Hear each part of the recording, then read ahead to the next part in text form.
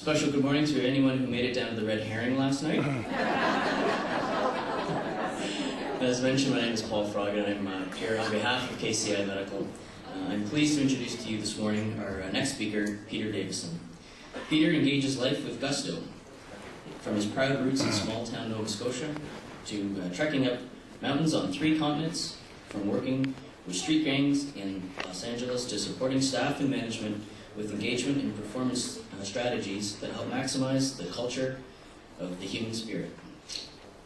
Peter has celebrated the joy of speaking and the business of making a difference as an international speaker and an author since 1985, with his heartwarming programs and unique ability to help diverse audiences build relationships, value others, and share their talents. Peter does admit to having a weakness, and it's not climbing up mountains or his enjoyment of global travel, but rather chocolate. So, please join me in welcoming Peter. Thanks, Paul. Thank you. Thank you, Paul.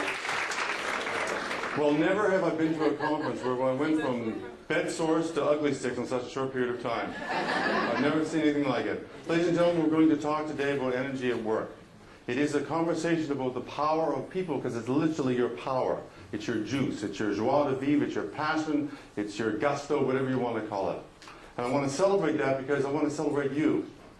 I want to celebrate you and what you bring to the work that you bring, what you do to the work, you know what I'm saying, what you give to what you do. And I want to share that with you because it's important. What you do is important. I cherish you. I really do. I want to give you a great big hug because, well, let's just do it. Let's have a group hug, right?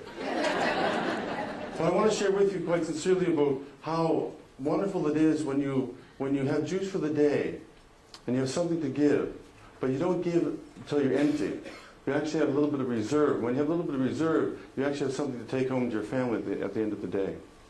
So true energy management, folks, true energy management, igniting the 212 degrees with energizing your work, is about having stuff to bring in, having energy to bring in, bringing in your energy, getting your energy from sources, sustaining it, holding it, if you will, as necessary, and giving it as is and where is. And that includes, by the way, saying no.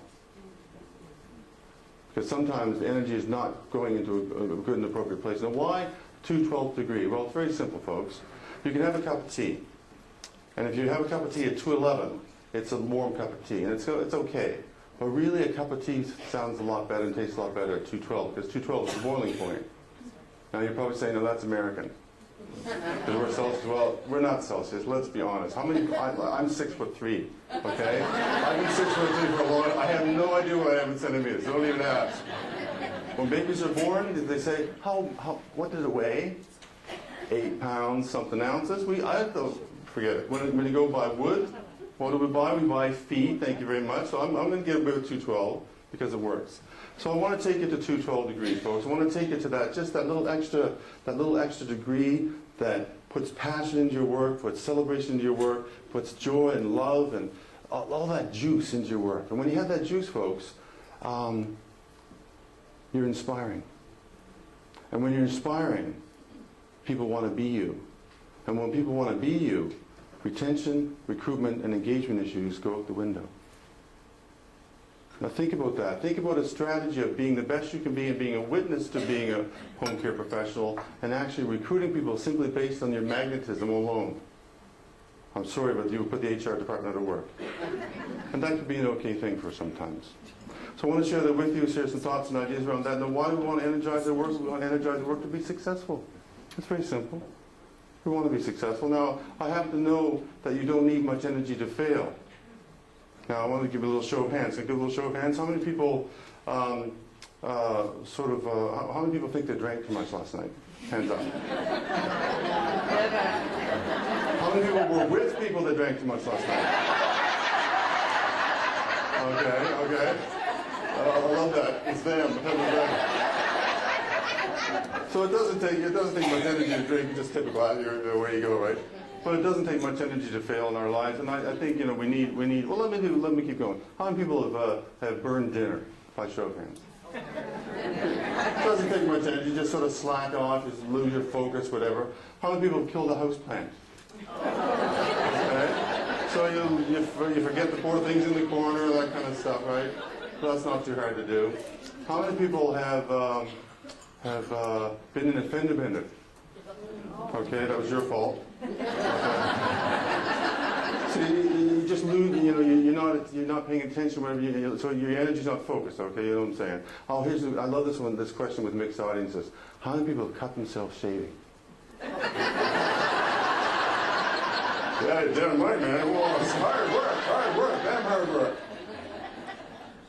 And how many people made a child cry? Oh, I'm not even going to go there. But the truth is, folks, we fail. We fall down, have to pick ourselves up and get back on the track. And I want to celebrate life is failure, and that's okay. We flop, we lose focus of our energy, and that's fine. But what I really want to concentrate today on is that wonderful concentration of directed, focused, passionate dedication to what you do. And, by the way, passionate dedication to who you are, because you can't separate the two. So what you do and who you are the same thing. So I want to show you a little slideshow. I want to celebrate the journey of life successes, because, you know, the metaphor of life's journey is really good. Like, you're with people, you know, in the home care, I was going to say industry, that's not quite the word I'm looking for. In the home care service, in the compassion of home care, you're with people for a reason, a season, or sometimes a lifetime. And I want to celebrate that journey of life. And I want to just do a little slideshow with you here.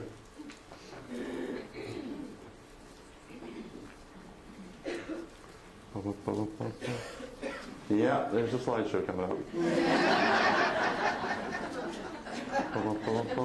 Oh, there it is. So I want to celebrate the cycle of life's journey. Now, how many people have kids under 5?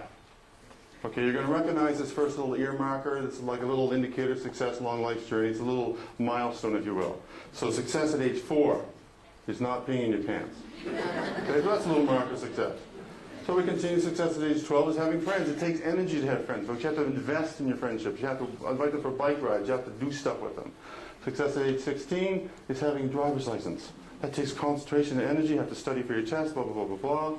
Okay, success at age 20 is having sex. It takes energy. It takes a little bit of a commitment. It takes a little bit of whatever. Success at age 35 is having some money. Of course, you've got to go to work, get out of work, get out of bed in the morning, go to work. Now the life cycle continues, folks. Success at age 50 is having some money. Success at age 60 is having sex. It takes energy, believe me. Success at age 70 is having a driver's license. Success at age 75 is having friends. Now, of all the audiences that I ever talked to, you know this one more than anybody in the world. Success at age 70, 80 is not being your pants.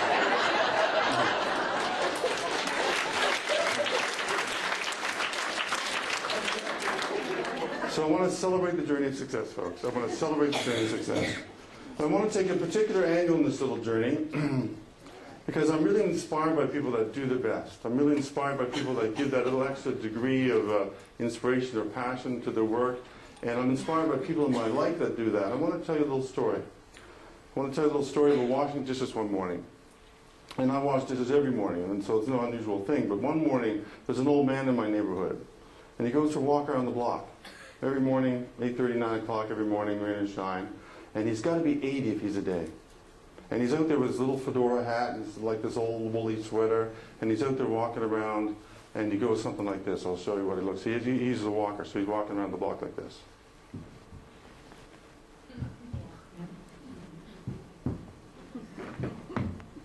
Probably takes him like an hour to get around the block. And one morning I was out washing my dishes and watching him go around. I've seen him a couple times, of course, because he just lives down the street. And one morning it was a little different because I was listening to the radio. And on the radio a little song came on. It went something like this. Bum, bum, bum, bum, bum, bum, bum, bum, bum, bum, bum, bum. Ooh, that was in tune. And it got me thinking about life's journey from the point of view of how that old man must be living his life and how people are supporting him for a reason, a season, or a lifetime. Because, you know, it's a journey of leaning on people, folks.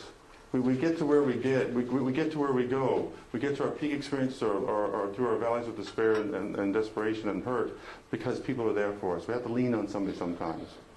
And even the most famous people in the world, like as a kid, I don't know if you had a hero as a kid, but as a kid I always had a hero by the name of Sir Edmund Hillary. And in 1953, Sir Edmund Hillary accomplished one of the 20th century's greatest human achievements. And he made it, he got to Mount Everest, got to be the top in 1953. And he became famous, He's knighted by the Queen of England and famous setting up hospitals. He got lots of money, really famous. Like, we all know his name, right? But the truth is, folks, that, well, I got to confess, I was sitting with Tess was Orlando. Where's Tess? She's still here?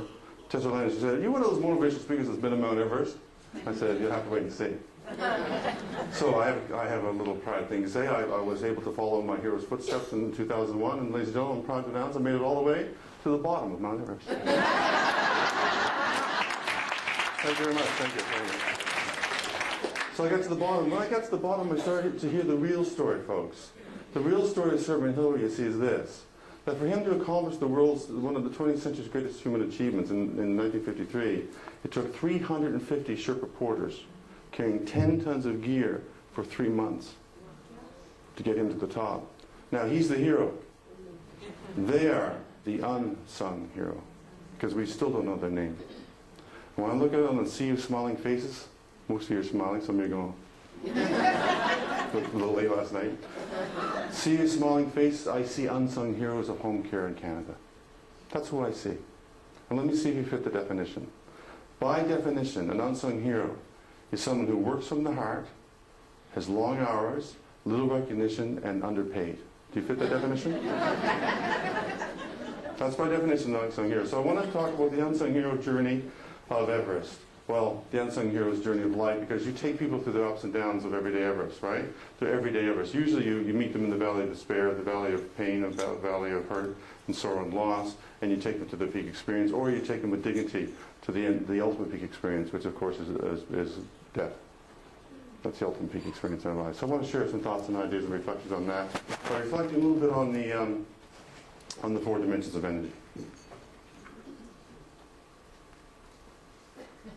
The 4 dimensions of energy. Now you can guess. You can probably guess what they are, but we're going to spend some time talking about the 4 dimensions of energy, because fundamentally we're multidimensional people, folks. We can't just talk about, feeling good or having a good meal or exercising well. We have to talk fundamentally about the different levels and multifacets of our lives. So I want to share with you the 4 dimensions of energy. They make sense, and I want to share them with you now. Physical dimension. Makes sense. You have to have your body in tune. Your body is like it's like a temple. Someone said that. So how you keep your body in tune is really important. You can't expect your body to be drained and physically unfit and unwell and do the good work and have demands upon you. It doesn't work like that. So when we look at the physical dimensions of energy, we look at the harmony of the body, the vibration of the body, the tune of the body. And there's different words and different languages for this: chi, prana, hado, vibration, tune, spirit, whatever you want to call it. So that's the tune of the body. The next level is the emotional dimension. Now, we could talk about happy, sad, mad, and glad. Happy, sad, mad, and glad are the 4 emotions. Everything else is a spin-off of that. In fact, in your handout that you have at your desk there are 140 different emotions expressed by the human face. So I give that to you as a gift to take home just for fun. So we could talk about the emotions, but I don't want to talk about how we feel inside. I want to talk about a nuance of the dimension of energy that is more about how we feel in companionship with others. So it's our experience of emotional connectedness, our interdependence with others. So that's where we're going to go with that conversation. Of course, the next one is the mental dimension of energy. Have you ever been worried about something that's going to happen on the Saturday? Like a party or some reunion or something, and you worry all week, and you get to the event and it's fine? And you go, that's me kicking myself. You kick yourself and say, why did I worry all week about this event? It didn't even turn out the way I thought it was going to be. Well, you just exhausted yourself mentally by draining you've been there, by draining your mental energy, and that's such a waste. That's such a waste. Such a waste. And finally, guess where we're going to go? We're going to the highest levels of where you get juice for life. Where do you think it is? Spiritual.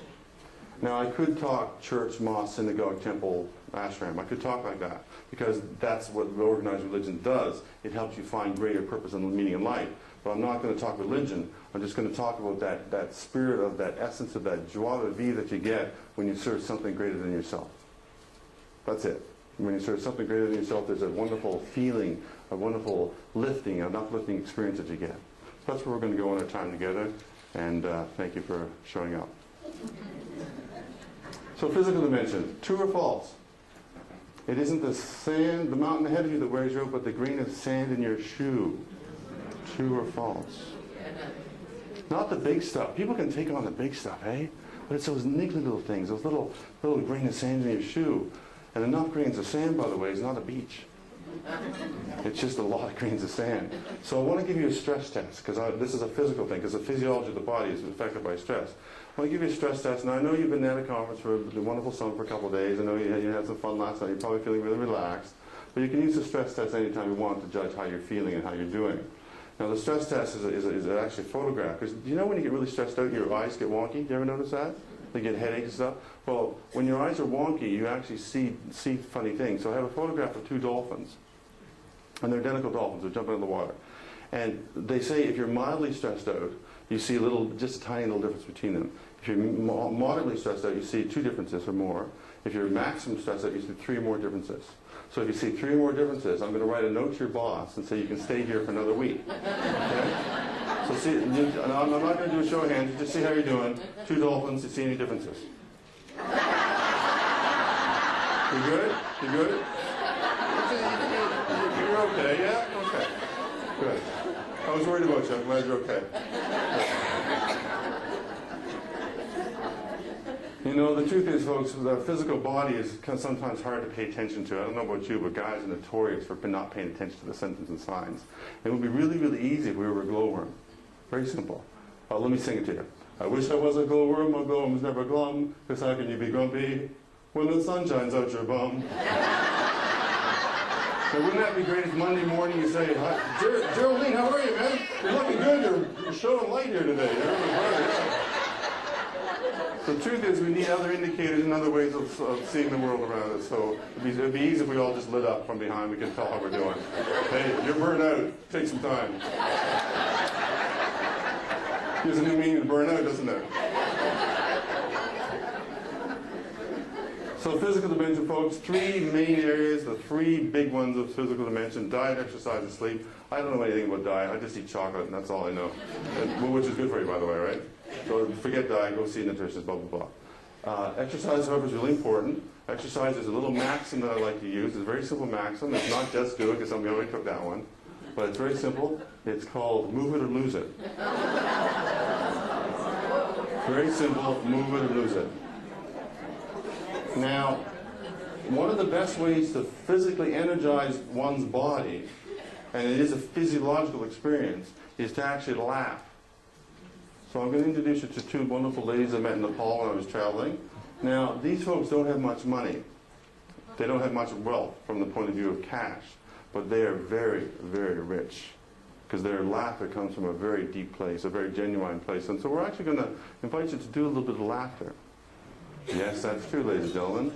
No, it's Saturday morning. I can't do laughter. Sometimes we need to learn how to do laughter. And I've got my special guest come up and help us out. Alice, where's the gang? Where's Donna? Is she still here? Oh, yeah, I'm going to show you how to do laughter.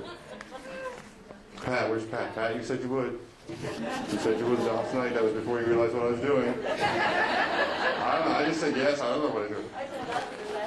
So we got a bunch of people. Come on up, come on. Give your board a welcome hand. Give your welcome hand. What we're going to do, we're just going to demonstrate, because it's a pairing thing, so we're going to pair up and share, okay? We'll do a couple different laughter things, but we'll start off with a very easy one. But what I need you to do, for safety's sake, because you need a little bit of space around you, because we're going to bend over, just move a little bit. So I'm going to invite you to stand up and push the chairs into your desk so you can get lots of room around you. Will you be so kind? Thanks for coming up. How's the week? So very, very simple.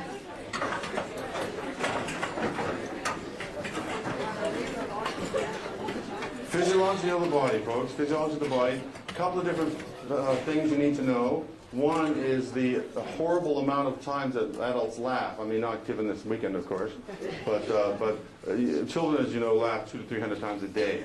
What do you think adults laugh? 2. Well, it's an average of 30 to 35 times a day, which may seem a lot for your office place. And that's okay. So anyway, we're going to do a little warm-up. So I can't just say start laughing because you got to warm up a little bit. So we're just going to bend at the waist and breathe in. I got my demonstration gals up here, so we'll do this one too. So we're going to breathe in. We're just going to bend over and exhale from the waist. Okay, we're going to do it twice. So breathing in and exhale. Nice little warm-up. Breathing in. And one more time. There you go. See, one of the joys of laughter is that it's really a full body experience. It involves your diaphragm and your breath, and when you have a lot of breath, as you know, it exchanges oxygen. That's good for your body system. So we're going to go to the next level of laughter. The next level of laughter is the titter.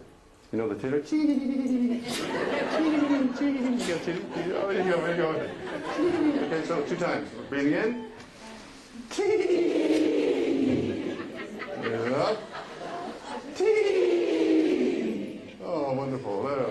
So the next level is the guffaw. The guffaw. Guffaw, guffaw, guffaw, guffaw, guffaw. Guffaw, guffaw, guffaw, guffaw, guffaw. Okay, ready for the guffaw? Breathing in. Guffaw, guffaw, guffaw, guffaw, guffaw, guffaw, guffaw. Guffaw, guffaw, guffaw, guffaw, guffaw, guffaw. Oh, wonderful. Now let's go to a medium laughter. Okay, so medium laughter is just simply laughter. There's another level after the laughter, so wait for that. We'll just do the laughter. So ready? Breathing in and laugh. Breathing in. Oh, very nice, very nice. Now you know what's after the laughter? It's the knee slapper. You ready for the knee slapper? So warm your hands. We're going to slap the knee and let it rip, boys and girls. Let it rip. Breathing in.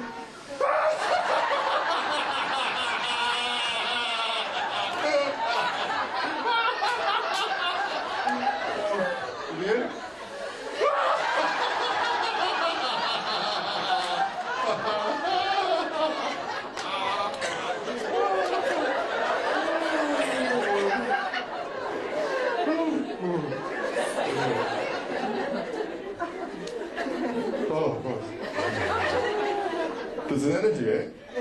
There's a juice. You know, stress. Neuropeptide for stress is cortisol, right? And neuropeptide for laughter is endorphin. Endorphin flushes cortisol. I don't have to tell the medical community this, but endorphin flushes cortisol. When you laugh, you cannot be physiologically stressed at the same time because you're washing cortisol out of your body. So go to the bathroom and get rid of it for the final moment. Get that out of here. You heard the expression, laugh till you leak? Go figure. So what I'd like to do, we're going to start doing the parents there stuff, and so I'm going to invite Pat. Donna. You want Pat? No, you're good. You're good? Oh, the 2 donuts. Okay. We're just going to introduce ourselves. We're going to say our name, where we're from, and how we're enjoying the conference so far. Well, we can't just do it normally, because that's not what I do. We're going to do it in gibberish. So we're going to demonstrate. Yeah, you.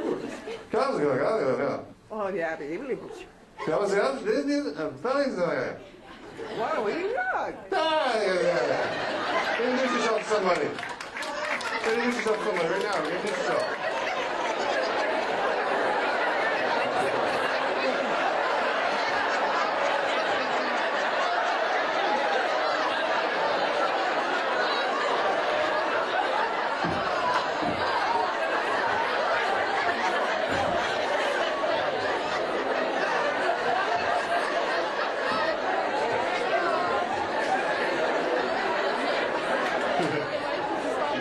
Wonderful.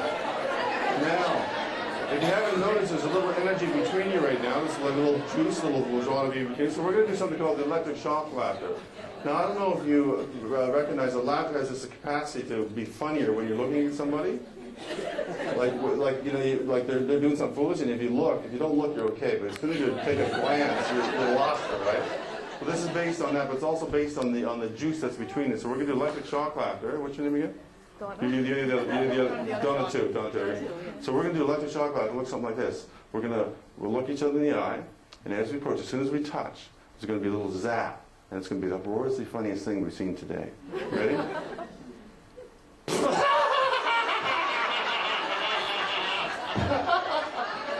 want to do it?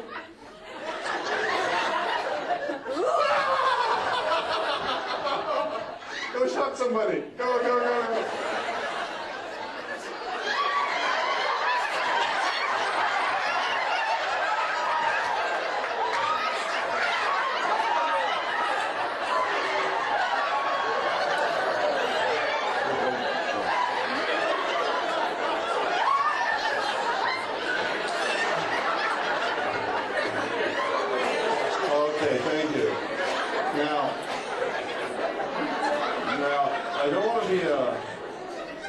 Pollyanna kind of guy, which everything just laughed and light and fun, because the truth is organizations have conflict and tension.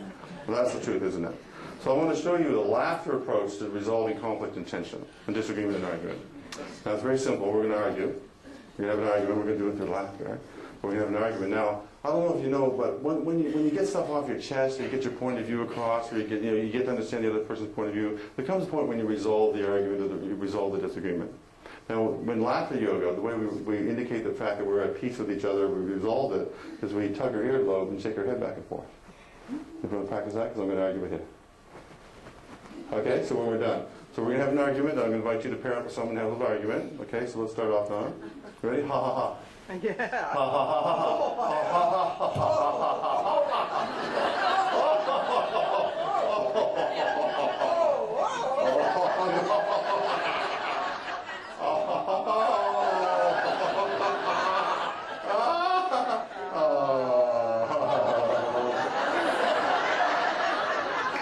Go have an argument with somebody.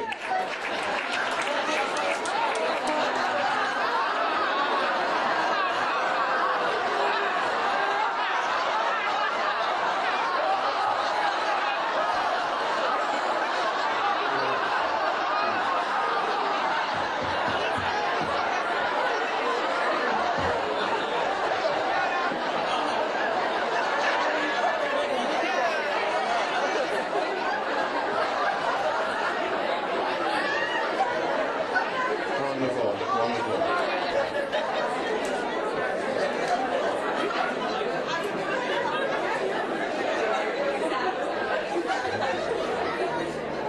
You have to feel your face. Laughter, there's a huge thing in laughter. Laughter is a good face lift. The literally lifts your face, it tends your muscles. You don't need Botox, folks. You just need to laugh more. There's a whole bunch of stuff. Now, I want to wrap up a little song, because if you want to celebrate the human body and celebrate the buzz that's in the body, it's a physical dimension of energy. You're alive. I'm assuming you feel fairly alive and fresh right now. And I want to celebrate that with a little tune. I'm going to teach it to you. It goes something like this. Every little cell in my body is happy. Repeat after me. Every little cell in my body is happy. Every little cell in my body is well. Every little cell in my body is well. Every little cell in my body is happy. Every little cell in my body is happy. Every little cell in my body is well. Every little cell in my body is well. Feels so good. Feels so good. Feels so swell. Feels so swell. Repeat that chorus, don't sing after me. So now we could just sing the song, but it wouldn't quite be the same, because let's do some gestures, shall we? Ready? Very simple. Every little cell in my body is happy. Every little cell in my body is well. Every little cell in my body is happy. Every little cell in my body is well. Feels so good.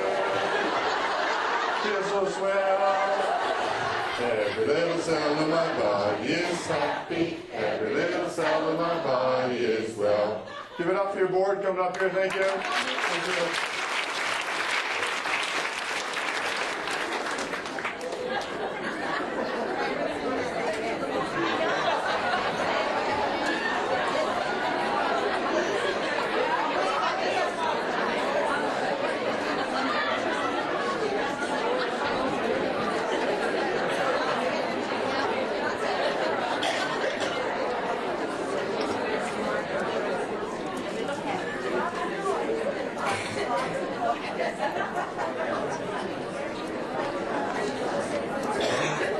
Diet, exercise, move it or lose it, and sleep.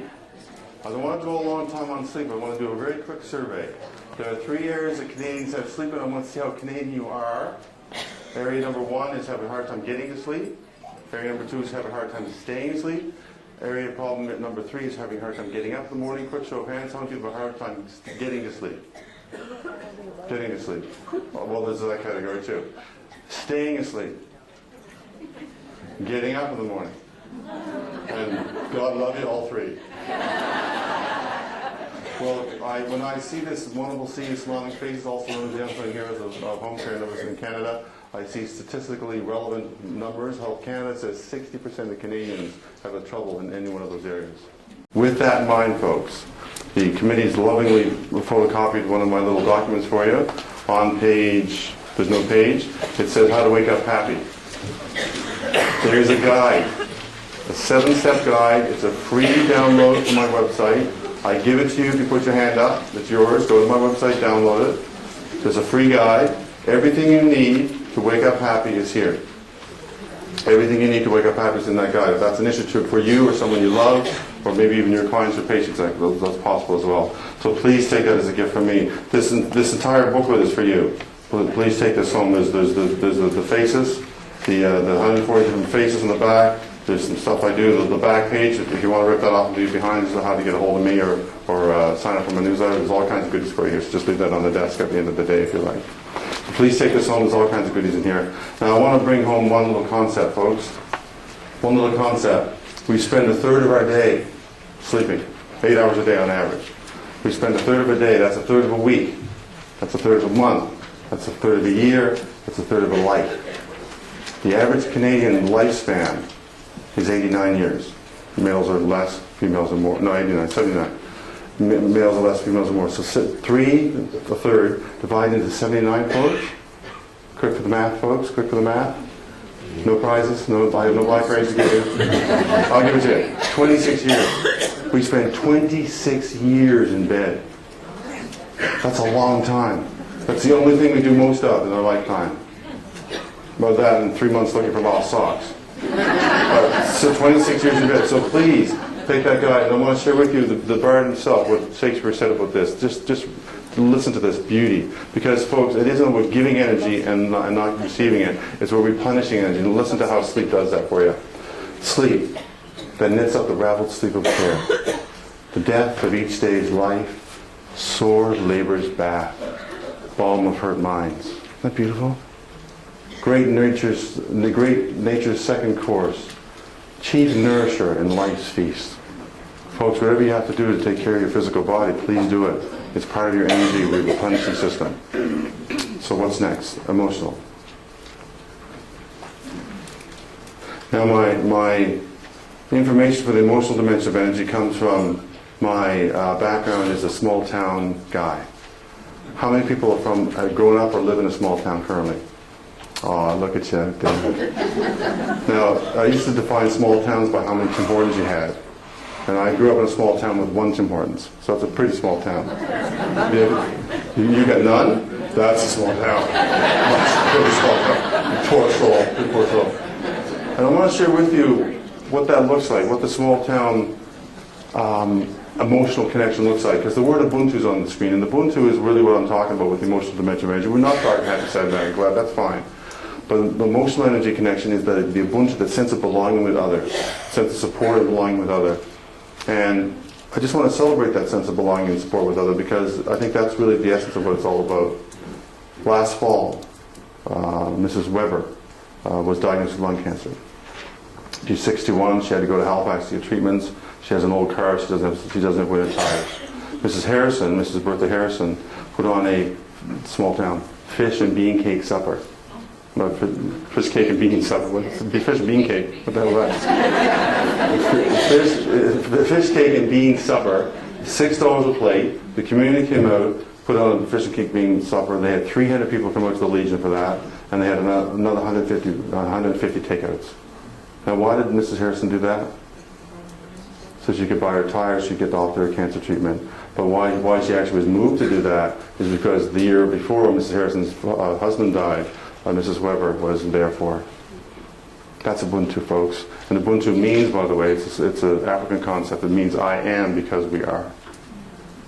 I am because we are. Now that is a beautiful motto for an unsung hero. I am because we are. That the very fact that you exist on this planet to serve other people is because you have other people that need you. I am because we are Ubuntu.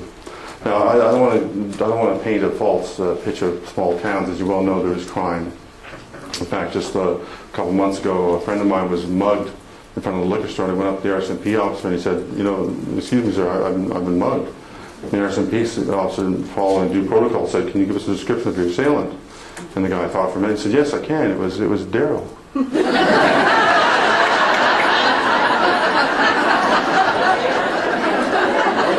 said, well, what was he wearing?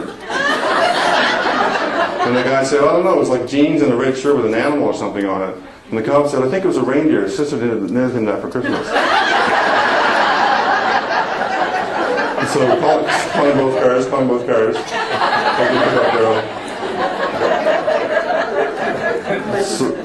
So there's a joy of small town stuff that I think we can use more of in the big corporations. And hopefully we never grow too big to forget that heart-to-heart connection between other human beings. But I want to share with you one other little piece. It's from my travels. It's how we greet people. How we greet people says a lot about who we are, and says a lot about how much we care. And in North America, of course, our greeting is a handshake. You know how we handshake hands. That comes from the Crusades, where I'm drawing my sword hand. I'm saying, look, I've got no sword. You can check for yourself. You can be my friend. But when you travel to other countries, it's really neat how they greet people. And I want to share this greeting in Nepal. The greeting in Nepal is Namaste. And it kind of looks like a prayer, because it really kind of is a prayer. They don't shake hands. They just bow and they say Namaste. And what the Namaste means is the light in me honors the light within you. So the brightness in me honors the brightness in you. That's kind of a nice way to say hi to somebody, isn't it? Hey, I like your light. How you doing? That's kind of a fun way to go. So I want to share that with you. It's just one of the ways of connecting with other people.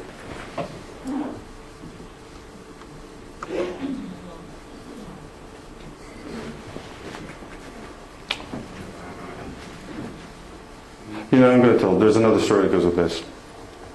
Oh no, there's an activity. I think we'll do this one. I want you to, one of the things about the emotional dimension of energy, folks, is that there's a lot, I don't know about you, but I run into a lot of people that forget to give thanks. They're not very grateful. And so I'm a big fan of appreciation.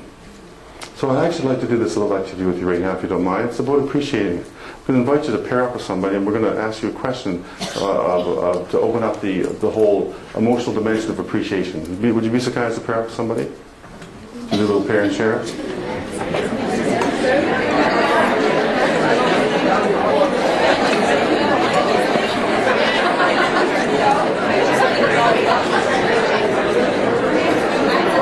You ready?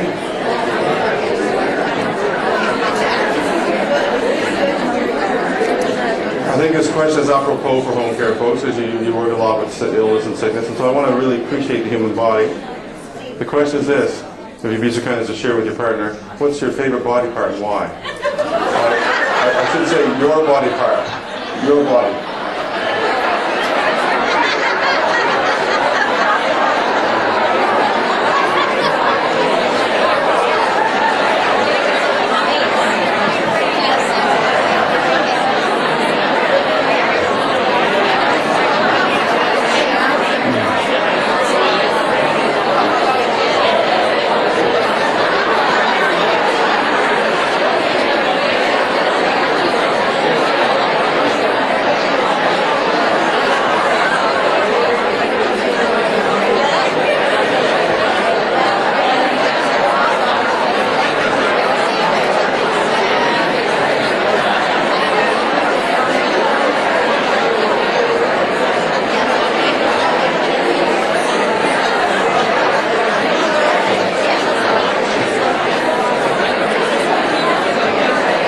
Another minute on that.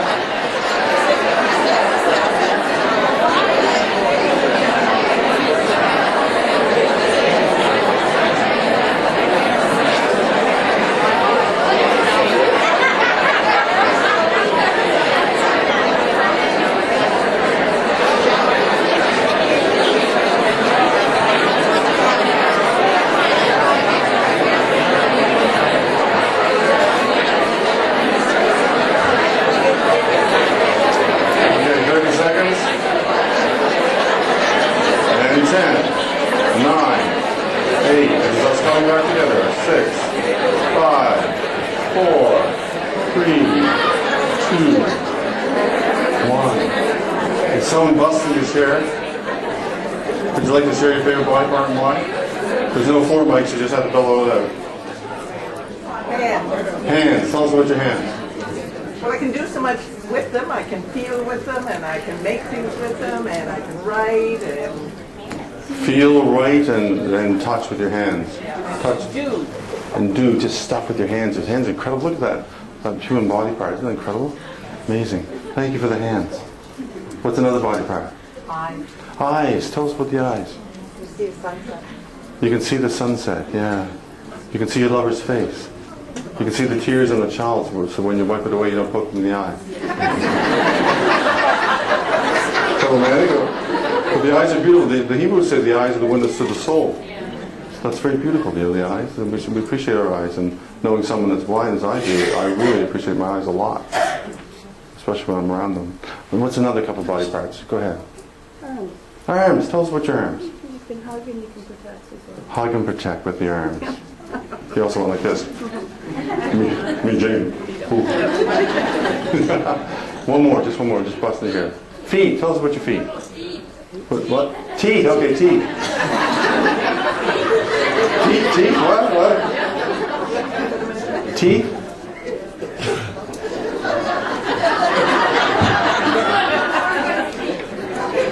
I have no idea what you're saying. Okay. Let's just celebrate whatever that body part is. I love that body part.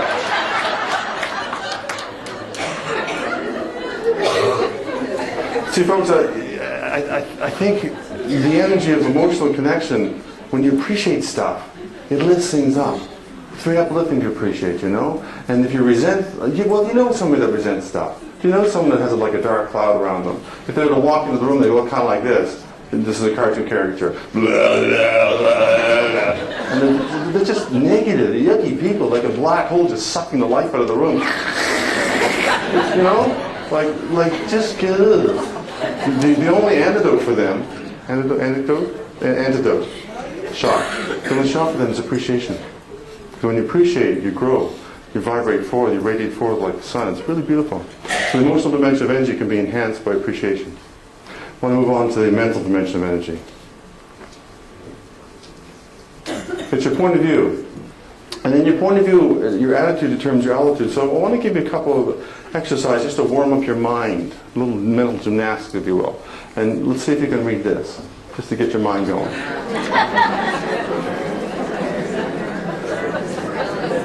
Can you read it? Can you make it out? Amazing, isn't it? How the mind makes a gobbledygook out of your reports. I mean that thing on the sideboard.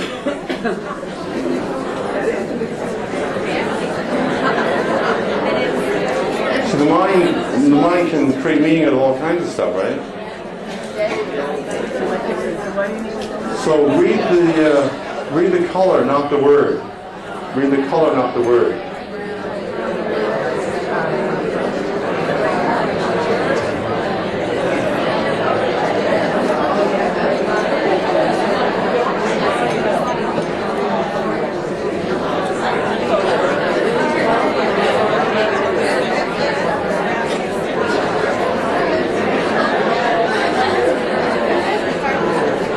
Right now your brain's probably going,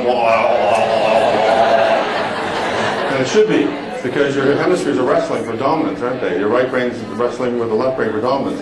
The right brain wants the color, the left brain says, no, it's the word. So you have to wrestle around. So there's lots of exercise going to the old corpus callosum just firing right now, right? So that's kind of fun. I want to share with you another thing, but I just realized I missed a little thing, the brown bag on your table.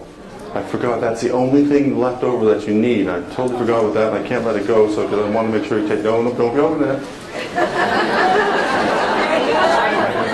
So I allow me to regress. I've never done that in my life. Allow me to regress. The brown bag is related to sleep. I said that you have everything you need in the sleep download, but I lied. Because there's one little object that you actually need to do is exercise number 5. Exercise number 5 is to go to sleep with gratitude and a light heart. If you go to sleep with a heavy heart, then, well, you vibrate like that person I just demonstrated, and you can't go to sleep with that person. I mean, don't do that either, but if you can't nod off with that kind of vibration. You have to lighten up your vibration. And so to do that, I've actually given you an instantaneous portable stress buster device. It's on women's occupational health and safety training to deploy it, because it is a child choking hazard. I want to show you what it looks like, and I got one for you all. Looks something like this. Now, when you wear that in bed, fun things happen. I mean, you get to sleep easy. What do you think? Nadine, what is this? And if you no, it's good for snoring. It opens up your nasal passage, just like this little strip, right? And if you wear one in traffic, the funniest thing, people will let you in front of them. Now, I also recommend having a box of noses if you're ever in charge of a big meeting, a big tough meeting, and everybody's all serious because it's big high stakes stuff, and everybody sits at the big boardroom table and say, before we start the meeting, folks, I just want to ask you to do one thing. Would be so kind. I said, I'd like you to pick your nose. Pause for effect, and then put the box of noses on the table. And if you're wearing one of these while you're having a big tough decision, I assure you it goes much smoother. So I'll give you 2 minutes to pass around your noses, have a little fun with that, and we'll come back to the mental dimension of energy.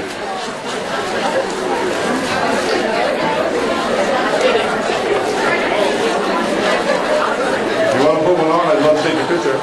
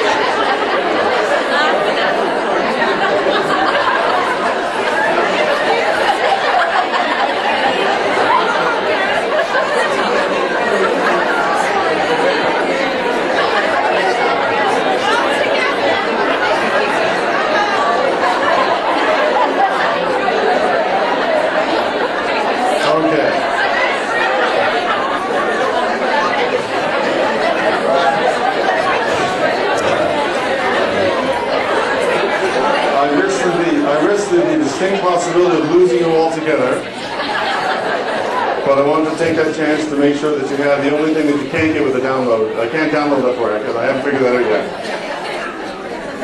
So take one. Oh, by the way, if you have any extras and you have a colleague, that's really stressed out, just slip it in the desk drawer. And when they pull it out and they see the condos, it lights up their day. It's really cool. So feel free to do that. Feel free to take the whole bag. Okay, so let's get back to the mental dimension of energy, folks. I want to tell you a story.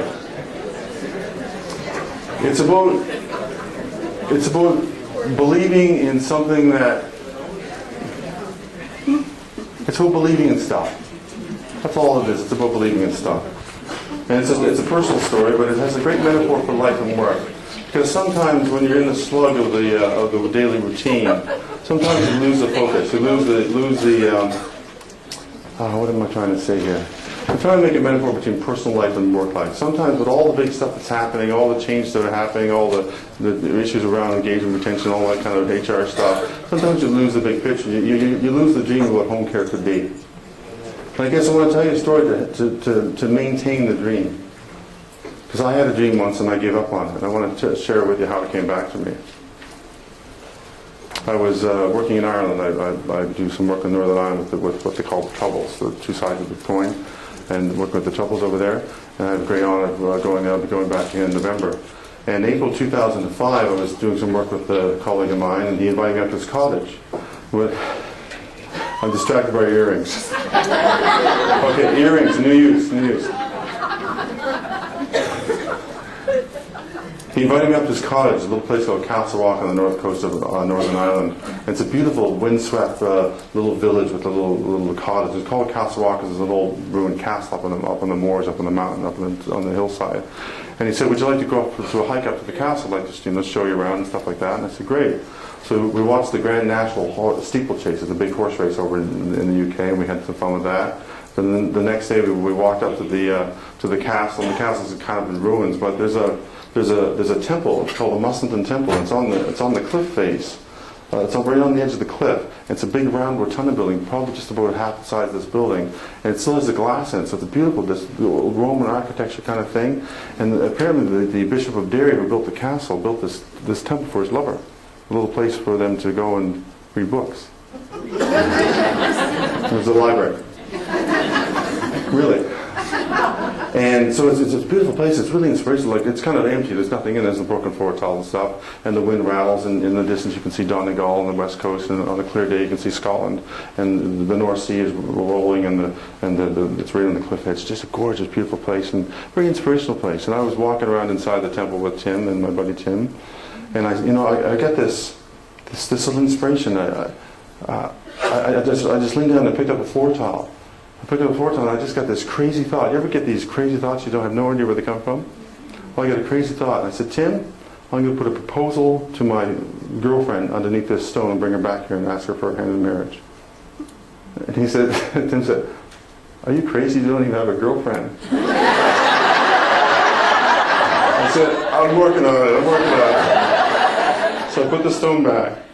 That was April 2005. The next summer, July of 2006, I went to the Stan Rogers Folk Festival. And I didn't really think much about it. I wasn't putting like my little chart on the wall, get a girlfriend, get a girlfriend. I wasn't putting that on the wall, reading none of the affirmations. I wasn't doing any of that. But the Stan Rogers Music Folk Festival is a wonderful event in Kansas, Nova Scotia. It's really foggy and kind of cold all the time, but it's beautiful music. And Friday night, there's 3,000 people there, and I'm standing there just sort of watching the music. And through the mist, literally through the fog and mist, comes Andrea. Now, Andy and I dated 18 years earlier. And as it turns out, she just separated with her husband. So we spent the weekend listening to music and having a good time. And then that was the summer of 06, and January of 07, we go to Costa Rica for a trip. So we're hitting it off, basically, having dated 18 years ago, picking up the pieces. And we climbed a mountain in Costa Rica. As I mentioned, I would like to climb mountains. It took us 11 hours to climb up 6,000 feet of elevation. And at the end of that hike, I knew she was the one. And I said, wow, wouldn't it be romantic to ask her for a hand in marriage at the top of this mountain? Then I thought, oh, geez, there's Ireland. So I didn't. I think it was kind of awkward because I think she kind of knew it was kind of a really good place to propose. So I sat on it. But the tricky part was I didn't have any reason to go to Ireland. So I said, no, I'm going to do my dream in Ireland. And so I got down off the mountain, went back to San Jose, checked my email, and the National Travellers Association of Ireland invited me over for a conference.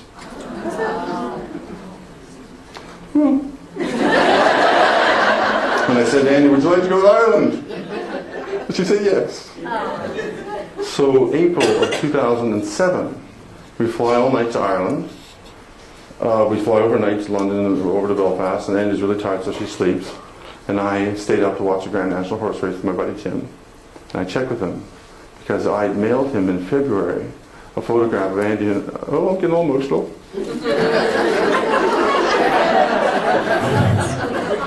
I mailed him a photograph.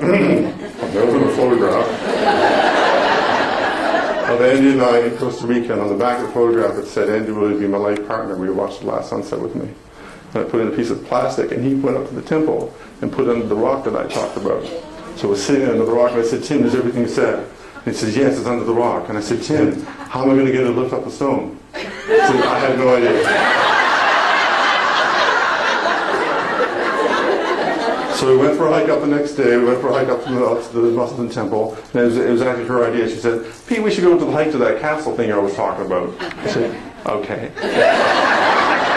So we hiked up to the temple, and by this time I had no idea how I was going to do the stone. I wasn't really paying much attention to that.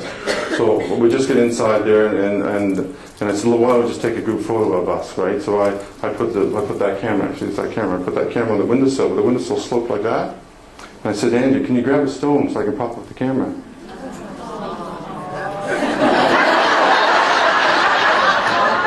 She reached down and picked up that floor tile.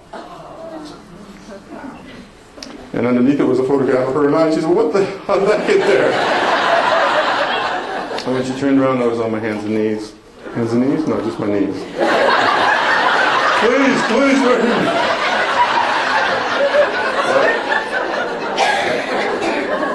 And we got married July the 7th of 707. We were the only couple in Canada getting married that day.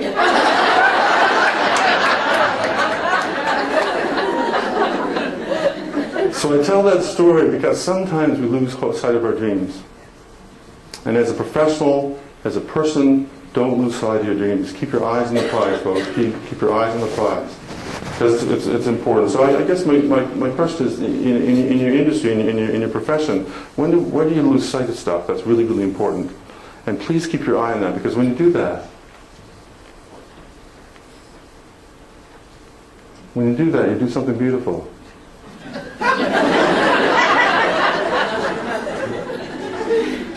When you keep your eyes on the prize and keep your dreams alive, you keep focusing on it, even if you don't actually have to write it out every single day. It's really cool, because what you think about, you bring about. What you focus your energy on, folks, comes to you. If you focus your energy on how lousy things are, you're going to do lousy stuff. If you focus your energy on how beautiful things are, you're going to get beautiful stuff. If you focus your energy on how there's something really important to you out there that maybe you've lost your dream and you want it back again, then go for it. And once you have your eye on that, when you can never take your eye off it. You can never take your eye off it, because once you put your intention out there, even though I wasn't repeating it every day, my intention was into the universe. And that's the mental dimension of energy. That's the result of the mental dimension of energy. Now here's a little quiz for you. See if you can do this. This is the mental dimension of energy, folks. I want you to look for the deeper meaning in this. The deeper meaning in this. Can you see the deeper meaning?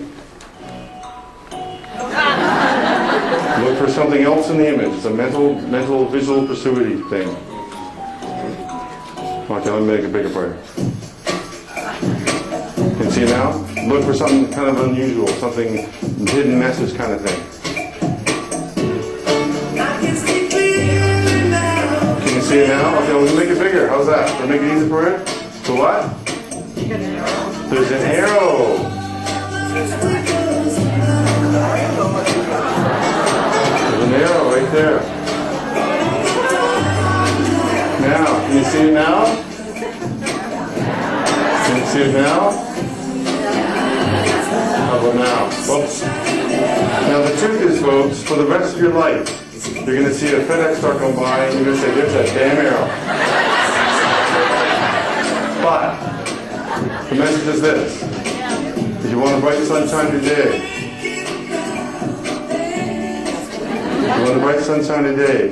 keep your eyes on the bigger picture. Don't ever get lost in the minutiae of life, because there's always a bigger picture out there waiting for you to be celebrated.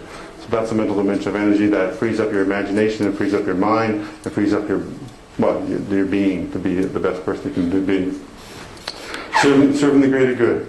The spiritual dimension of energy. So we looked at the emotional dimension of energy, the physical dimension of energy, the mental dimension of energy, and all those, tapping those gives you a source of energy, helps you hold the energy, or helps you give appropriately. I want to wrap up with the spiritual dimension of energy. It's serving the greater good, serving something greater than you. Now there's lots of people out there, and have you seen the Dash poem? It's a poem called The Dash. It's a really cool poem. Google it if you want. It's called The Dash poem, whatever you want to Google. And that's the Dash, 1833, 1896. This Dash belongs to Alfred Nobel. He did some good in the world. Here's another Dash. You might recognize this gal. She did some good in the world.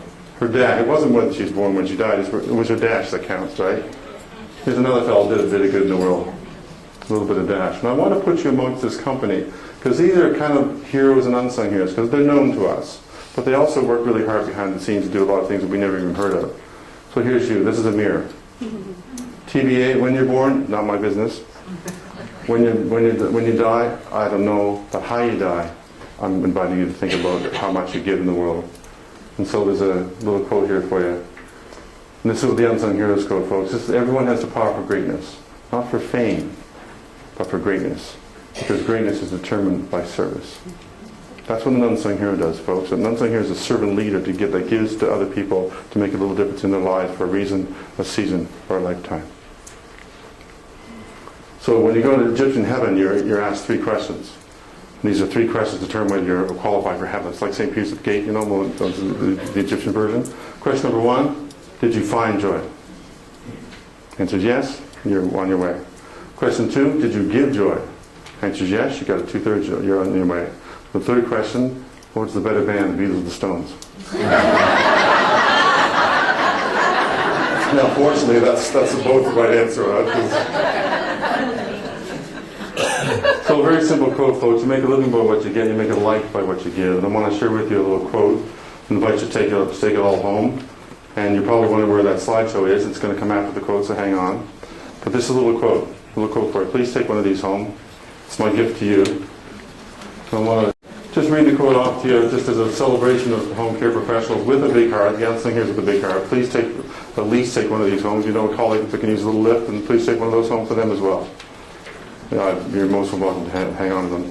So I want to share this with you, then I want to show you the little closing slideshow, and I beg your indulgence to go a couple minutes over.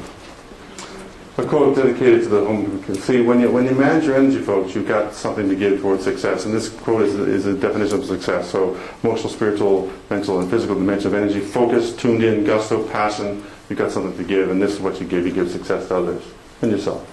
So, quote, success by Ralph Waldo Emerson.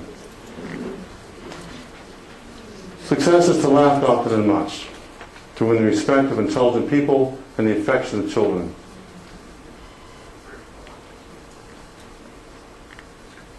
To earn the appreciation of honest critics and enjoy the betrayal of false friends. To appreciate beauty, to find the best in others, to leave the world a bit better.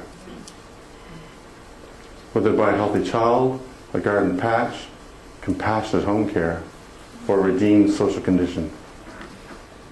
To play with enthusiasm, sung with exaltation. And if you have teenagers like this, to survive them.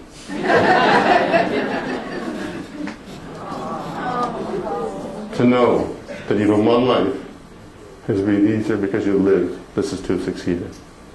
So I want to be specific about this, folks. I want to talk about a conversation that I had with Barbara and Cindy. And I also want to tell you about a guy named Vance. I'm going to do Vance first.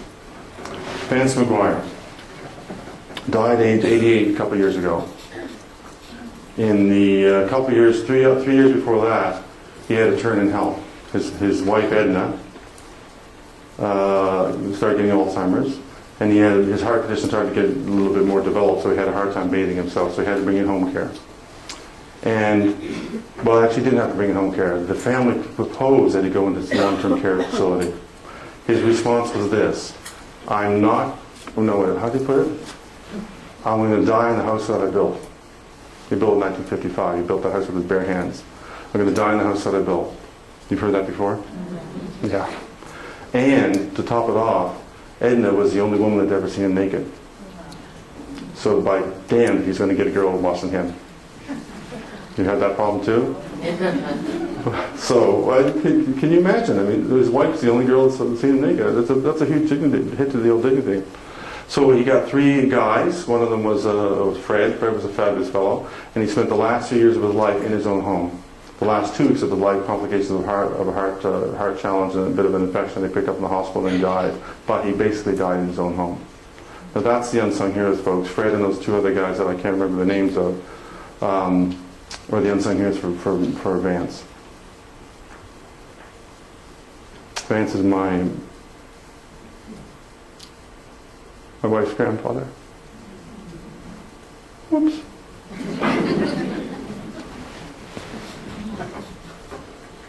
I'm trying to go to the next one, I can't.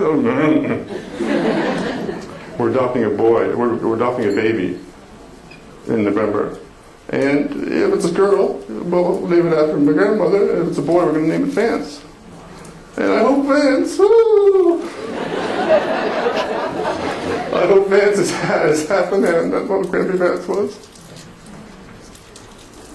So, Barbara and Cindy. This is what Unsung Heroes, folks. You can read about it for yourself, but Joe's journey is an amazing journey. This is an incredible magazine, by the way. What an eye-opener. Whoa, as to what you do, this is the Heroes magazine. I should say Unsung Heroes right on the top here. Joe's journey. Paraplegic. Hit a moose, 1993. Paraplegic. Went in the hospital, got a lot of stuff happening. Got into home care with the extramural program in New Brunswick, and that's where Barbara and Cindy pick up the story.